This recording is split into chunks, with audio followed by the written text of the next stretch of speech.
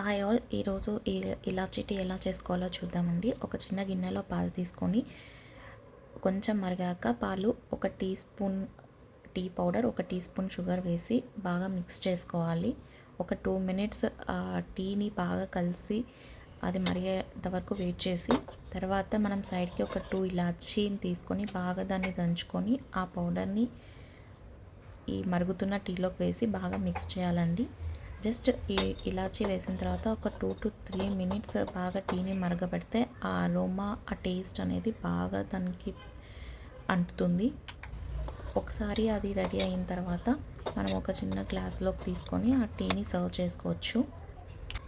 So మనకి ఎలాంటి throat infection or pain, any cold ఉన్నా కూడా ఈ ఇలాచీ టీ అనేది చాలా బాగా యూజ్ అవుతుంది. సో మీరు ట్రై చేయండి. మీకు నచ్చినట్టయితే లైక్ చేయండి, షేర్ చేయండి, సబ్స్క్రైబ్ చేయండి. Thanks for watching.